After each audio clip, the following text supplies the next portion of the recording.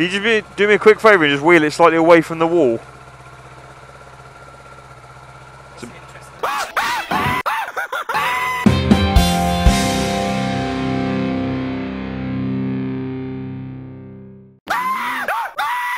I'm going to put a troll face there. Yeah. Well, I'm not going to lie guys, I'm a little bit petrified. But ain't no time like the present. I've just got to be the most careful that anyone's ever been with a bike.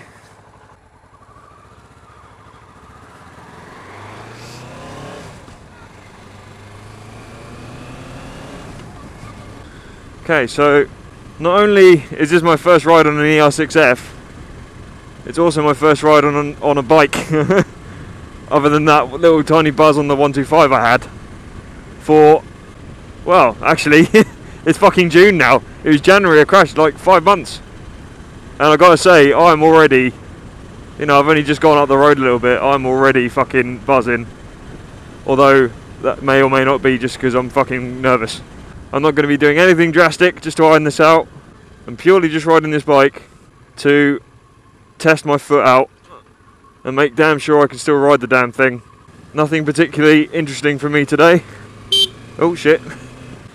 I need to get back into doing my shoulder checks and stuff as well.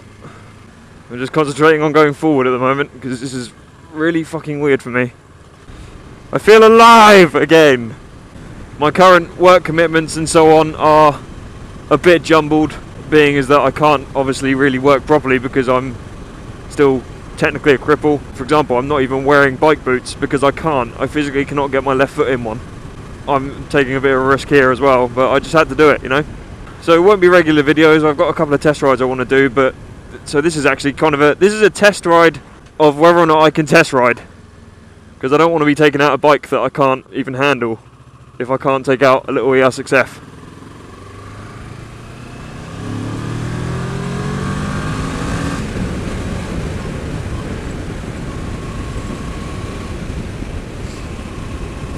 But actually this is pretty fucking nippy. Callum only has an A2 license, so this is restricted to 45 brake horsepower. I'm just happy to be on a bike, to be honest. Another reason I'm able to do this is because of the fact that just for literally a couple more days I'm still insured on the Gixxer, which means that under my insurance I'm actually allowed to ride any bike so long as it's insured by someone else, third party. So Callum's trusting me with this, and that's because he's awesome.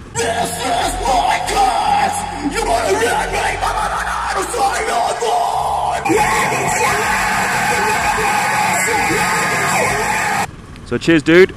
The drift isn't so good in the dark. It's not going to be the best vlog you've ever seen. However, it is going to be the best damn returning to biking vlog you've ever seen. And foot down. Oh, that was uncomfortable. The last few days I have been driving a van around, which apparently means I can drive a manual van. And you can obviously tell I've got enough mobility back in my foot straight away to be able to operate the gears on a bike. I'm not going to say it's the most comfortable thing in the world, because it honestly really isn't. It actually is hurting me quite a lot, and it's going to take a little more time, I should think, until I'm able to ride a bike without any pain. But no pain, no gain, as everyone usually likes to say, cliche or not. So what have I been doing recently? I have been doing a fucking shitload of stuff. Musically, really. The last few weekends I've done nothing but do shows. I've been doing recordings, I've had photo shoots, like, you know, all kinds of stuff. I've got another gig tomorrow night.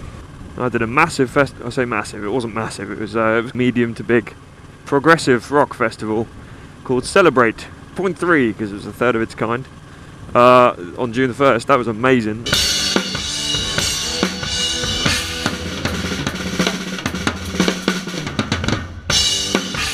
Robin Armstrong of Cosmograph asked me to play drums for him for the one live show that he was doing this year, and I'm absolutely honoured to have been asked to do that.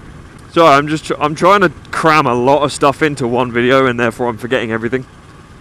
You know, that's how it works.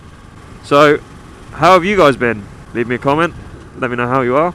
My hands are already knackered because I am definitely doing the fucking Vulcan death grip on these handlebars. My ankle, my left ankle is literally ballooned up to the size of, like, it's literally twice the width of my other ankle, nearly. which means obviously I can't get it into a size 9 Dainese boot because it's just not going to happen. This bike's quite responsive, I'm not going to lie. It's quite ballsy actually for the restriction. I guess the restriction only takes the top end off. I guess it doesn't really change the rest of it. There can't be that much of a change to the torque. It's very weird changing gears in trainers as well because I can feel the fucking gear peg.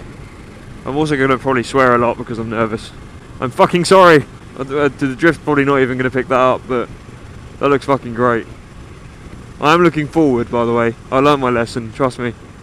I'm just pointing the camera so you can see better. I'm going to go and say hello to Ollie. Yo, dude,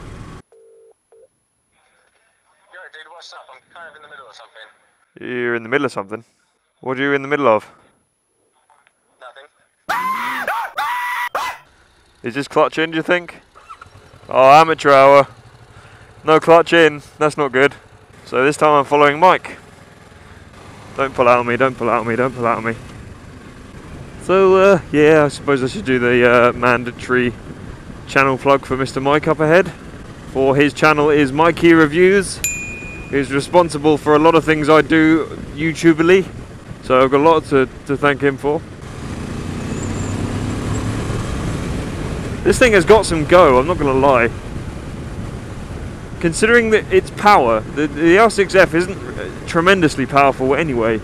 So the fact that it's able to kick off like that is really quite awesome. I passed my test on an ER6N, which was of course the non-restricted version. Honestly, I can feel the difference between the unfaired and the faired version of these bikes. They're literally non-identical bar the fairings. And this is, I gotta say, this is very smooth.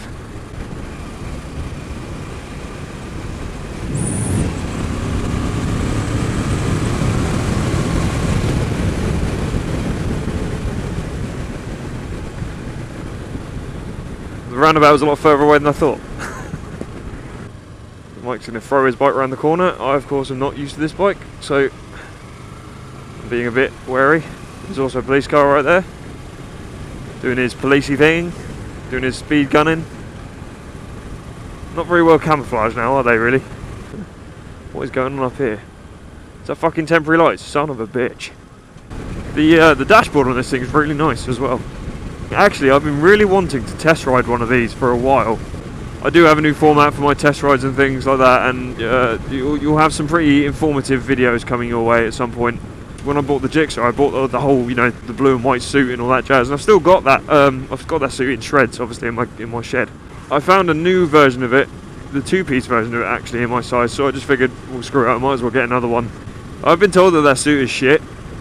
I kind of liked it. I'm not going to lie. I kind of like that suit. That's the reason why I wanted it. I just like the way it looks, and it's, you know, each to your own, because I'm a real snob when it comes to gear, but even though it's not a Dainese, I just generally have a thing for that suit. I don't know what it is. Just like I have a thing for Australians. Australian women. Oh my god. There was a girl, there's an Australian girl behind the bar at this progressive festival. She served me, and I just basically had to say to her, you know, you need to stop talking, because otherwise I'll take you home. Maybe it would have been very good, but if she'd have said no, whew, that would not have been good for her. Any nerves I had are gone already. I'm already relaxing. Do you know what's really weird though, is that even though I spend all day driving for my job, and I spend all day driving my car when I'm not driving for my job, you know, like I've had nothing else to do for the last few months, so I spend all fucking day driving, like pretty much every fucking day. And despite that, just the fact that I'm back on two wheels, everything feels really fast. It's really weird. I don't know what it is. I'm not going any faster than I would usually go in a car. My car's actually lower as well. My car is fucking well low to the ground. I've been a little overexcited tonight, and I'm not riding a bike I'm familiar with. So, you know, do not take an example of my riding from this video if this is the first one of mine you're watching. If you're new to biking, this is not how you should ride. Bloody cold spot. Are you serious? We're seriously doing 30 in a 60. 35 in a 60.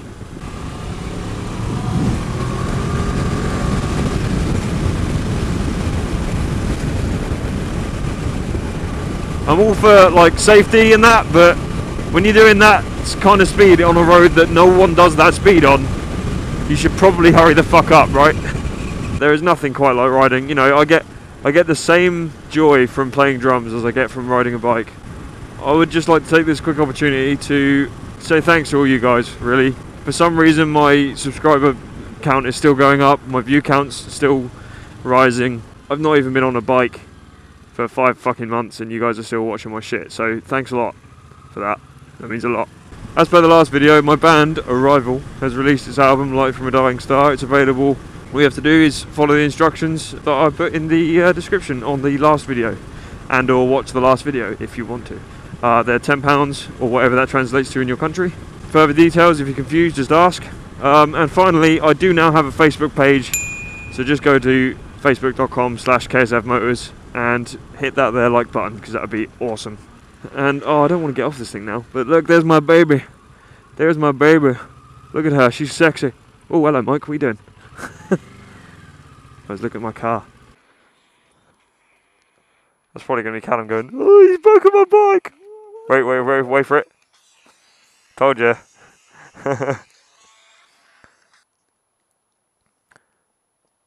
Hello? Oh mate, bad news.